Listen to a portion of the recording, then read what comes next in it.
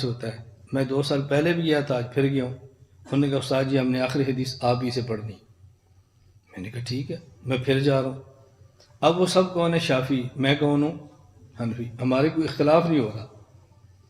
وہ مولانا طاہر میرے شاگرد ہیں، ہمارے سرگودہ مرکز آئے. فجر کی نماز سے میں نے کہا نماز آپ پڑھائیں.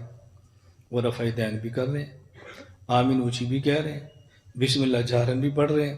جب نماز پڑھی تو میں نے طلبہ سے کہا یہ ہمارا مخالف نہیں ہے، یہ ہمارے چچا جان امام شافعی کا بیٹا ہے.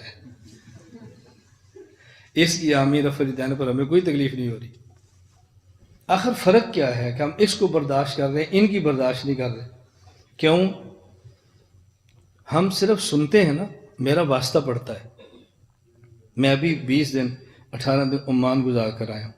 وہاں فرقہ بازیہ ہے، ان کا اپنا ایک مسلک ہے. السلام علیکم ورحمۃ اللہ، اسلام ایک پھرتے ہیں، نماز پڑھتے ہیں، ہاتھ چھوڑے ہوتے ہیں.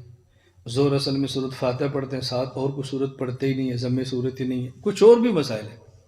میں صرف گزارش کر رہا ہوں، میں ابھی نیٹ پہ دیکھیں، آنے سے 1 دن پہلے نائب چیف جسٹس ہے وہ مل رہے، مفتی اعظم وہ مل رہا ہے، نام مفتی اعظم وہ مل رہا ہے، ڈاکٹر مذہبی عبور وہ مل رہا ہے. ملاقاتیں ہو رہی ہیں، ماتھے چوم رہے ہیں، محبت کہہ رہے ہیں. وہ مجھ سے کیوں نہیں لڑ رہے؟ کیوں جھگڑا نہیں ہو رہا؟ مقام جاتے ہیں کوئی جھگڑا نہیں، مدینہ جاتے ہیں کوئی جھگڑا نہیں، شافیوں کیا میں ملیشیا جا رہا ہوں کوئی جھگڑا نہیں، کچھ بھی نہیں ہو رہا. میں اس لیے کہتا ہوں اس فرق کو سمجھو. وجہ کیا ہے؟ وجہ یہ ہے، میں نے صرف مثال دی ہے. حضرت امام شافعی رحمۃ اللہ علیہ کا اگر کوئی ماننے والا ہے، مقلد ہے، اس کا ذہن یہ ہوتا ہے کہ رفع الیدین پر احادیث ہیں اور رفع الیدین چھوڑنے پر بھی. ہمارے امام شافعی نے رفع الیدین کرنے والی حدیث کو ترجیح دی ہے. امام ابو حنیفہ رفع الیدین نہ کرنے والی حدیث کو ترجیح دی ہے. حدیثیں ان کے پاس بھی ہیں، حدیثیں ان نے ترجیح دی ہے. لہٰذا اگر نہ کرو گے نماز پھر بھی ہو جائے گی، کرو گے تو پھر بھی ہو جائے گی. نہ کرنا بہتر ہے اور کرنا جائز ہے. وہ کہیں گے کرنا بہتر ہے اور نہ کرنا جائز ہے. کبھی امام کعبہ نے رفع الیدین نہ کرنے والے کو چیلنج دیا ہو، کبھی یہ کہو تمہاری نماز نہیں ہوتی، کبھی ہمیں فتویٰ دیا ہو، کبھی ہمیں کہو تم رفع الیدین کرو. کوئی لڑائی نہیں ہو رہی نا. مسئلہ جتنے کا جتنا ہے وہ یہاں پیدا کیوں ہو رہا ہے؟ ان کا ذہن یہ ہے کہ رفع الیدین نہ کرنے کی ایک حدیث بھی نہیں ہے، اور اگر کوئی حدیث ہے تو وہ ضعیف ہے. اتنی ضعیف ہے کہ اس پر عمل کرنے کی کوئی گنجائش نہیں. اچھا یہ جو باتیں میں کہہ رہا ہوں نا، یہ صرف فرضی باتیں نہیں ہیں کہ میں اپنی طرف سے کہہ رہا ہوں. اس پر قسمیں اٹھائی جا رہی ہیں، قرآن سر پہ رکھے جا رہے ہیں. قرآن کہ ہم قرآن سر کے رکھتے ہیں، اس کے اوپر کیا بات ہوگی؟ اب بتاؤ کوئی دنیا میں ایسا شافی جو قرآن سر پہ رکھ کے کہتا ہو کہ رفع الیدین نہ کرنے کی کوئی حدیث موجود نہیں ہے، آپ نے آج تک کبھی سنا ہے؟ جی کبھی سنا ہے آپ نے؟ میرے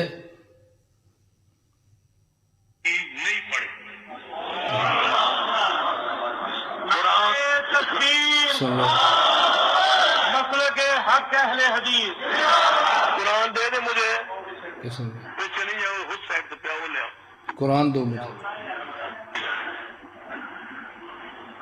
یہ قرآن ہے، دیکھ لیں یہ قرآن ہی ہے. اے قرآن کا 14واں پارہ نکلے ہوئے.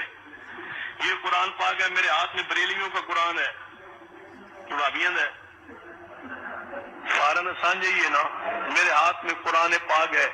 مجھے قسم ہے رب کعبہ کی، پیغمبر نے ایک رکعت بھی رفع الیدین کے بغیر ساری زندگی نہیں پڑھی نماز. جڑا ہن نہ کرے قیامت والے دن ہاتھ میرا تے گربان اس دا، تے جے میں جھوٹی بات کہی ہوے تے قیامت والے دن ہاتھ تو اڈا تے گربان میرا. ٹھیک ہے انشاءاللہ صحیح کہا. میں صرف ایک مثال دی ہے. اب مسئلہ کیا ہے؟ درسگاہ میں بیٹھنے والے ہمارے محترم مکرم معظم اساتذہ، میں جن کی جوتیوں کا بھی احترام کرتا ہوں، ان کے علم میں یہ چیزیں نہیں ہیں، ہمارے علم میں ہیں. عوام ہم سے پوچھتی ہے، ہمیں جواب دینا پڑتا ہے. اب ان کے علم میں چیزیں نہیں ہیں تو کہتے ہیں مولانا صاحب آپ کیوں گرم ہوتے ہیں؟ میں نے کہا یار میں تو گرم نہیں ہوتا. اب سمجھ آ گئی؟ شافی اور غیر مقلد بالکل اسی طرح، جس طرح رفع الیدین ہے نا، بالکل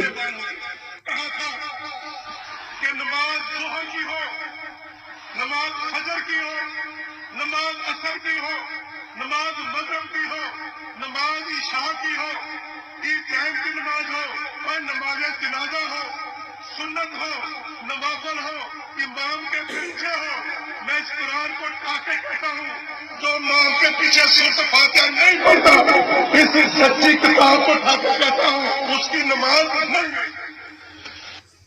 اب مجھے آپ بتائیں، آپ لوگ نماز جنازہ پڑھتے ہیں اور اس میں سورۃ فاتحہ نہیں پڑھتے، یہ قرآن سر پہ رکھ کے کہہ رہا ہے کہ اس کی نماز نہیں ہوتی۔